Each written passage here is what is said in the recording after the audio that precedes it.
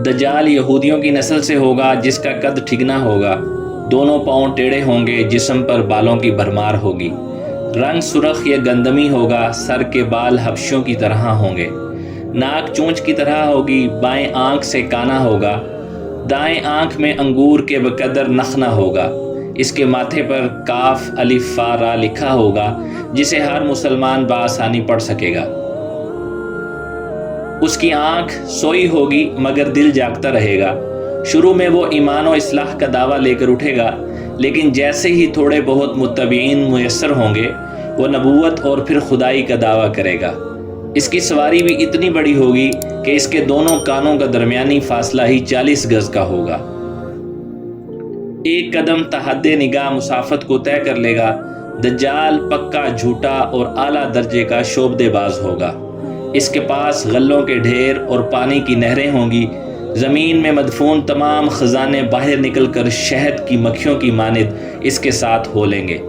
جو قبیلہ اس کی خدائی پر ایمان لائے گا، دجال اس پر بارش برسائے گا، جس کی وجہ سے کھانے پینے کی چیزیں ابل پڑیں گی، درختوں پر پھل آ جائیں گے۔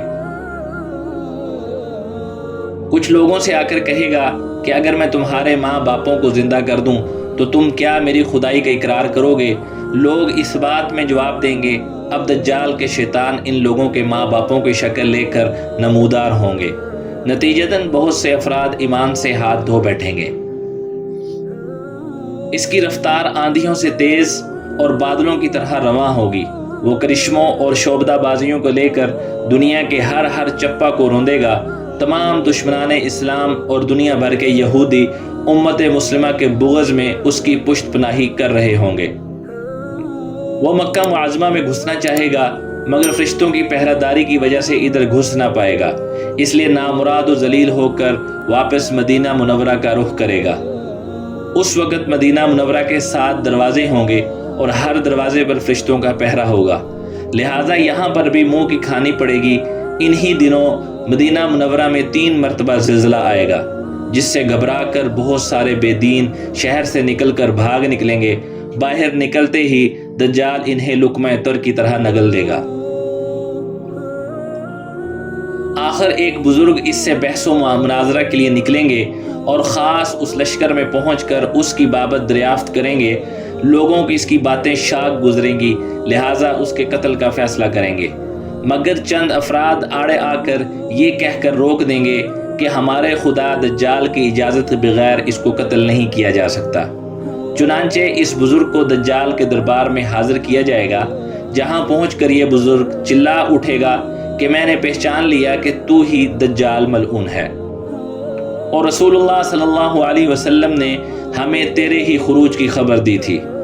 دجال اس خبر کو سنتے ہی آپے سے باہر ہو جائے گا اور اس کو قتل کرنے کا فیصلہ کرے گا۔ درباری فوراً اس کے 2 ٹکڑے کر دیں گے۔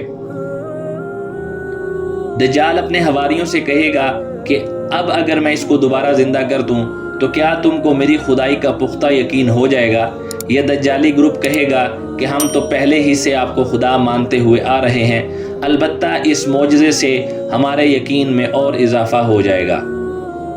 دجال اس بزرگ کے دونوں ٹکڑوں کو اکٹھا کر کے زندہ کرنے کی کوشش کرے گا۔ ادھر وہ بزرگ بوجہ حکم الہی کھڑے ہو جائیں گے اور کہیں گے کہ اب تو مجھے اور زیادہ یقین ہو گیا کہ تو ہی دجال ملعون ہے۔ وہ جھنجھلا کر دوبارہ انہیں ذبح کرنا چاہے گا، لیکن اب اس کی قدرت سلب کر لی جائے گی۔ دجال شرمندہ ہو کر انہیں اپنی جہنم میں جھونک دے گا، لیکن یہ آگ ان کے لیے ٹھنڈی اور گلزار بن جائے گی۔ اس کے بعد وہ شام کا رخ کرے گا، لیکن دمشق پہنچنے سے پہلے ہی حضرت مہدی علیہ السلام وہاں آ چکے ہوں گے۔ دجال دنیا میں صرف 40 دن رہے گا، ایک دن 1 سال، دوسرا 1 مہینہ اور تیسرا 1 ہفتہ کے برابر ہوگا، بقیہ معمول کے مطابق ہوں گے۔ امام مہدی علیہ السلام دمشق پہنچتے ہی زور و شور سے جنگ کی تیاری شروع کر دیں گے، لیکن صورتحال بظاہر دجال کے حق میں ہوگی، کیونکہ وہ اپنے مادی و افرادی طاقت کے بل پر پوری دنیا میں دھاک بٹھا چکا ہوگا۔ اس لیے عسکری طاقت کے اعتبار سے تو اس کی شکست بظاہر مشکل ہوگی، مگر اللہ کی تائید اور نصرت کا سب کو یقین ہوگا۔ حضرت مہدی اور تمام مسلمان اسی امید کے ساتھ دمشق میں دجال کے ساتھ جنگ کی تیاریوں میں ہوں گے۔ تمام مسلمان نمازوں کی ادائیگی دمشق کی قدیم شہرائے آفاق مسجد جامع اموی میں ادا کرتے ہوں گے۔ ملی شرازہ لشکر کی ترتیب اور یہودیوں کے خلاف صف بندی کو منظم کرنے کے ساتھ ساتھ حضرت مہدی دمشق میں اس کو اپنی فوجی سرگرمیوں کا مرکز بنائیں گے اور اس وقت یہی مقام ان کا ہیڈ کوارٹر ہوگا۔ امام مہدی علیہ السلام ایک دن نماز پڑھانے کے لیے مصلی کی طرف بڑھیں گے تو عین اسی وقت حضرت عیسیٰ علیہ السلام کا نزول ہوگا۔ نماز سے فارغ ہو کر لوگ دجال کے مقابلے کے لیے نکلیں گے۔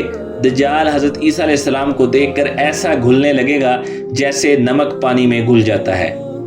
پھر حضرت عیسیٰ علیہ السلام آگے بڑھ کر اس کو قتل کر دیں گے اور حالت یہ ہوگی کہ شجر و حضر آواز لگائیں گے کہ اے روح اللہ، میرے پیچھے یہودی چھپا ہے۔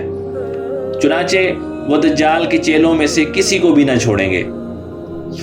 پھر حضرت عیسیٰ علیہ السلام صلیب کو توڑیں گے، یعنی صلیب پرستی ختم کریں گے، خنزیر کو قتل کر کے جنگ کا خاتمہ کریں گے، اور اس کے بعد مال و دولت کی ایسی فراوانی ہوگی کہ اسے کوئی قبول نہ کرے گا، اور لوگ ایسے دیندار ہو جائیں گے کہ ان کے نزدیک ایک سجدہ دنیا و ما فیہا سے بہتر ہوگا۔